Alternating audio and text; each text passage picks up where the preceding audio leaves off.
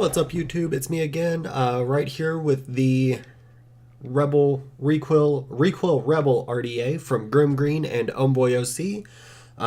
This isn't going to be an in-depth review. I do have the packaging right here. I'll show you a little bit of that and what comes with it. And then right now I'm actually in the middle of my battery test. So let's see what I think. In the box, you do get a little packet of some spares.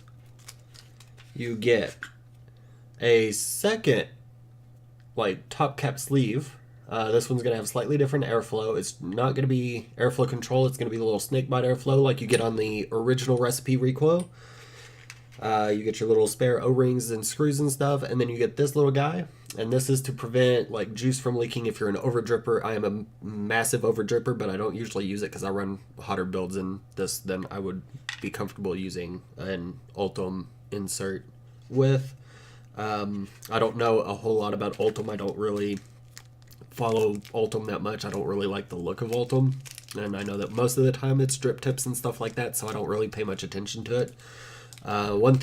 Two things missing from this, and one of them I kind of get because it would be expensive to just add it in, is the squonk pin. And the reason it would be expensive is it's not just the pin. You'd have to have a whole nother post for the pin to actually be able to squonk through. That post could have just come pre-installed. It wouldn't really require a second post, but it is a lot of work to kind of get that set up, I guess. So that's not included. You can buy the pin and the post for $10.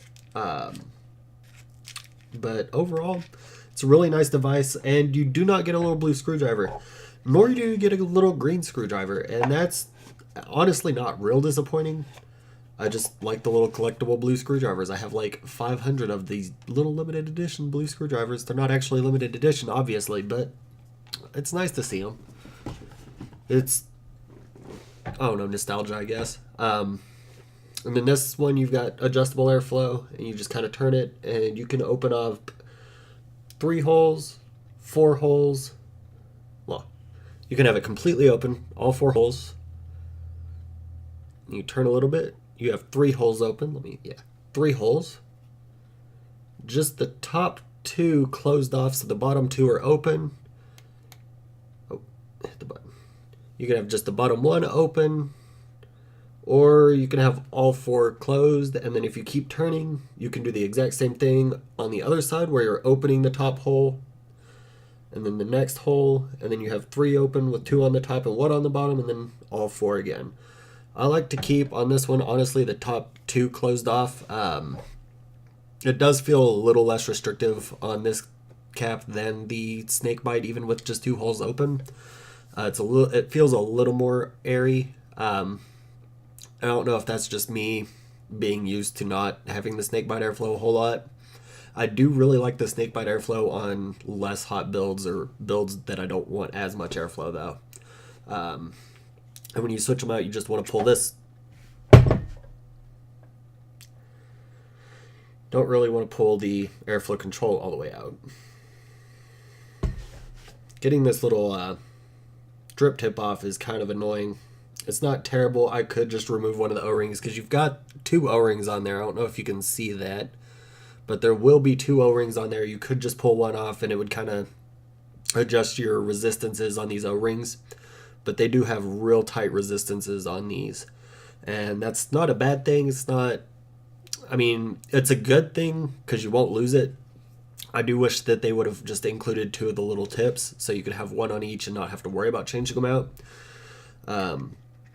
But I wouldn't say just attach them to where they're not removable either, because some people do like the different color drip tips, some people like custom drip tips and stuff like that. So leave that option open, but include 2 of these little black guys.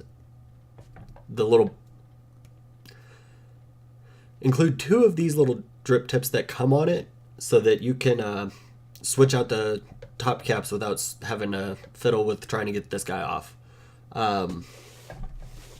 With that being said, though, the airflow is real nice. It's real smooth airflow. You don't hear it it's not real loud. You'll hear it, and you'll know that there's airflow going, but It's not super loud like some tanks and some other RDAs. I don't have this on anything, but I feel like I believe I have the more open, the 2.5 or the 3mm open on these. And this one feels a little louder, and then the flavor cap on this is also a little louder. But it's not a bad setup on any of it. It's not terribly loud when you compare it to, let's see, where did I put? Oh, it's all the way over there. I'm not gonna go put it. I'm just not. But like the Prince tank is a little significantly louder to my ears.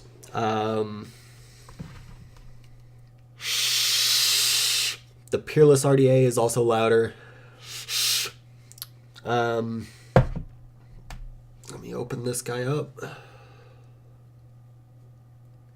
I might use this in a little bit. I might throw a build on here later today.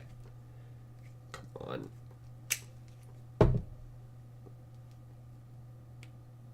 There we go. Like the Icon RDA, kind of almost like whistly airflow. None of these are airflows that I am completely opposed to as far as noise level. None of the airflow am I completely opposed to as far as actual airflow level, but just as a comparison, this doesn't feel like all that loud airflow. I do appreciate some quiet airflow, but it's not like a selling point or a requirement for me to have not a loud airflow. But it's nice and swooshy. I do like they do include that little ring, the Ultim ring, so you can drip without having to worry about leaking. But I don't see a whole lot of issue in here with leaking anyway. Like,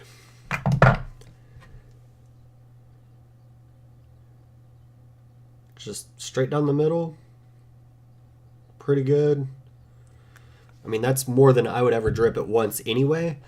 And I can turn it on its side just fine even without a little insert. It's not going to leak on you unless you are like way over dripping. Kind of don't want to take this off just because, I mean, you've just got a real deep juice well. And the way it works is if you just straight down, it'll soak into your wicks and then fill the juice well. It'll kind of hit your coils a little bit. Oh, I need to readjust that coil. I mean, it's hitting all right, but I mean, I could actually even keep going.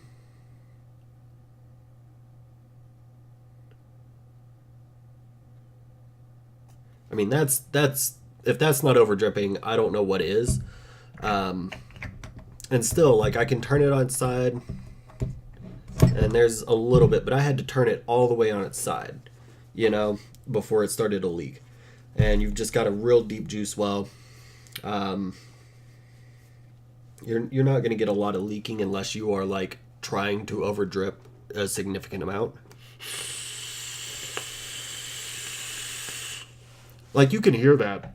That is so far beyond over dripped, and it's still not super leaky, you know? Okay, I went overboard. Oh, wow, I flooded.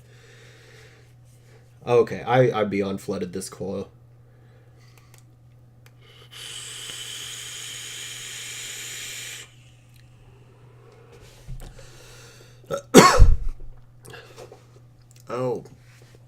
Oh, that's flooded. That's kind of actually a little rough because of how flooded that is. I'm gonna set that down for a second. Kind of catch my breath.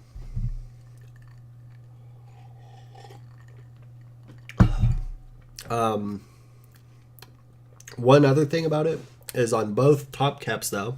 Where did I put the box so I can pull the other top cap out? Okay, I'm losing my head now. Okay, I'll put it back up. Let me pull it back down and pull out this other top cap so I can show you. But one other thing is it's kind of got like a domed in on the top cap. And so that'll kind of direct your airflow. And so it helps with the flavor a lot. I noticed the flavor on this is significantly better than most of the other RDAs of this size that I've ever used. It's better flavor than the Buddha, the little 25 millimeter Buddha, because it's a 25 millimeter RDA. It's better than any of the what do they call them? Mutations that I've used that are equivalent in size. I like the flavor on it better than the Peerless or the Icon.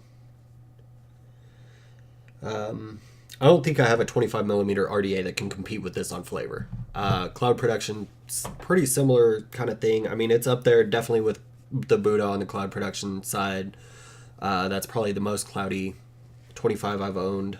I haven't owned a lot of 25 RDAs though. I've been having trouble finding anything in that general range. It's definitely better than the Peerless and the Icon as far as cloud production. Don't get me wrong, the Icon and the Peerless and the Buddha each have their own things that I do really like about them, and I will get to those eventually, somewhat soon. I plan on doing the Icon RDA reviews somewhat soon. I probably won't be able to do the Buddha because I can't find post screws, and I've managed to strip the post screws, which I know they're flathead, they're bulky post screws. It's difficult. And that actually, while I'm talking about post screws, I do want to mention that the post screws on here are flathead. They're real bulky. I mean, I've rebuilt this quite a few times and have yet to actually strip one or have to replace one, but it does come with plenty of replacements. So I feel like this what you get with this is definitely worth the money you pay for it, even without this squonk pin, and even with the little ultramarine that I probably won't use much, but I do appreciate the idea behind it, and I probably will use it if I build just a smaller, less hot build, or even a large build that's not real hot. I'll definitely consider using it in a situation where I'm not worried about melting it. But I'm not sure what the melting point is on those. So I want to do a little bit of research before I decide to put it in with a build like this or anything like that. I just don't use it much for that reason. And I had to try to get it to leak for it to leak. So, I mean, it's still pretty flooded, but it's still, like, not terribly flooded. Like, I can safely pull this off because I've still got such a deep juice well. And I don't think I'd have as much issues with the way it hits when it's flooded if I had built my coils a little higher. I think it's just kind of so close to the actual juice well where I've put my coils that it's kind of causing a little bit of bubbly issues, but not real bad. Even flooded, it's definitely vapable. And I guess at this point it's still slightly, but not terribly flooded.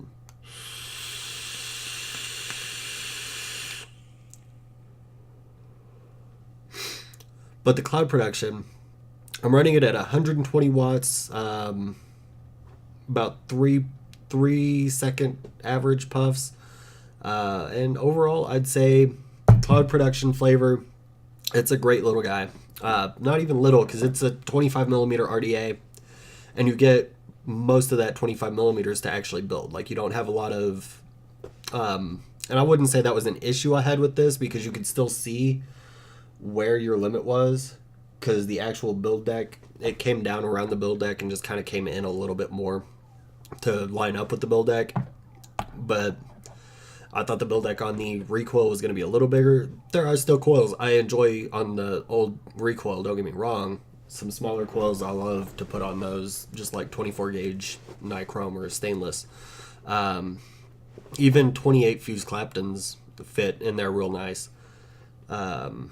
That's 2836, I believe, is what I have in there.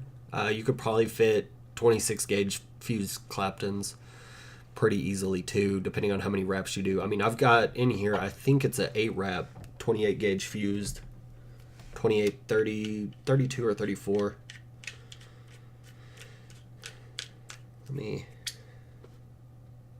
Yeah, about 6 wraps.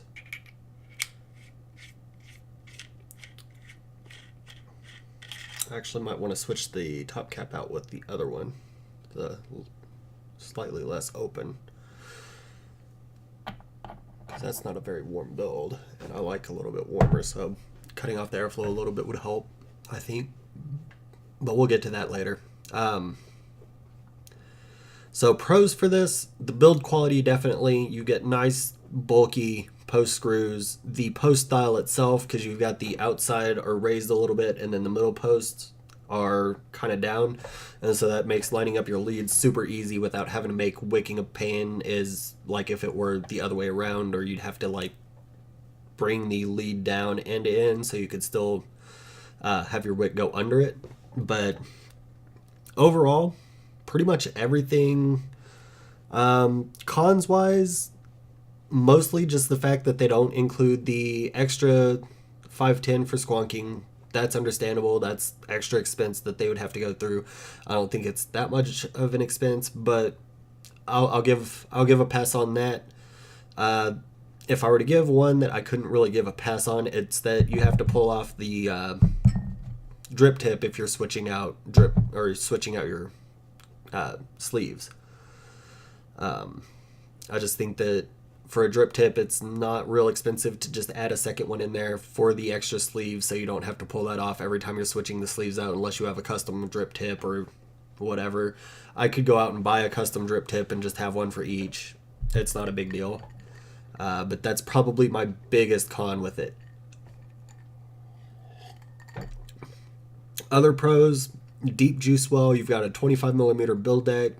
I like larger build decks when I can find them. Plenty of airflow options. The posts, the build deck. I mean, the sleeve feels like it's a real nice, thick, heavy-duty kind of material, and I dig that. I'm not worried about dropping it and denting or dinging or doing any kind of damage if I do drop it. I tend to not drop stuff as much as possible. I don't try to drop stuff, but sometimes it happens. You have too much stuff in your hands. You have way too much stuff in your hands. It can happen. So the materials feel really, really nice, really, really sturdy. The airflow options, you've got so many different airflow options. The installations on it are super easy. The only time I ever really struggle installing coils on this is if I'm doing parallels and they're not lined up on the leads aren't lined up real well. Other than that, though, like any kind of Claptons, I mean, you've got really nice sized post holes. Sorry, it's not early. I just didn't sleep a lot. This is all the caffeine I've had today. It's kind of a rough start. Rambling. I need to stop rambling. Okay, where am I at? Lots of pros, not very many cons, just a couple of subjective cons mostly. I do believe that they've put out a lot of different color options for the Recoil or the Rebel as well. I've seen Instagram with like purples and greens. I want to say blues. I think there's a red that I've seen. And then you've got the black, the stainless, and the gold. And the stainless, I believe, is more of a like metallic finish. This is kind of a matte black. I do like the matte black on this. It's not a gunmetal matte black, but it's a nice matte black. I do like that they have this on here, the Recoil symbol. You can't really see it because lighting sucks. There you go. I do like that that's on there.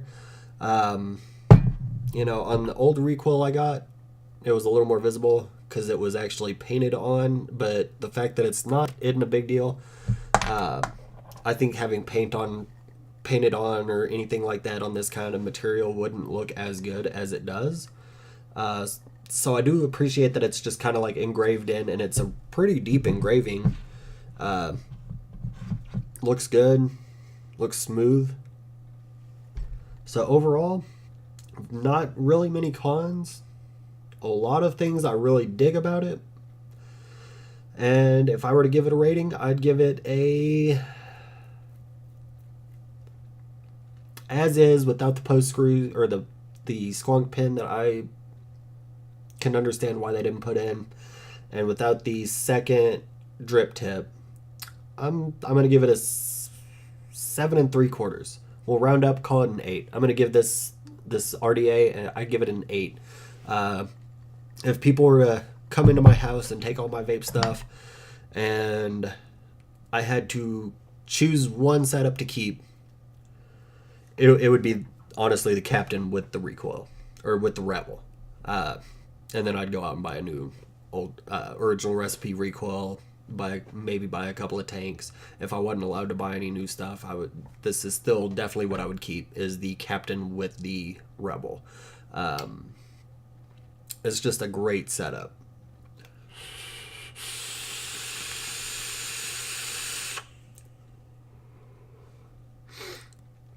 All that said, I've got 4 batteries to burn through today. Probably not going to be done today. Yeah, I'm not even putting a dent in these yet, but that's still only 12 puffs. So I'm going to run through these batteries. I will be back with the other video as soon as that happens, and I'm switching them out to update y'all on the puff counter and let y'all know where I'm at with that, which that's all going to be released in one video, so I don't know why we'll get there. That video will come out after this one. I'm going to upload this one pretty much right now and get back to what I was doing with the battery tests. Y'all have a good day.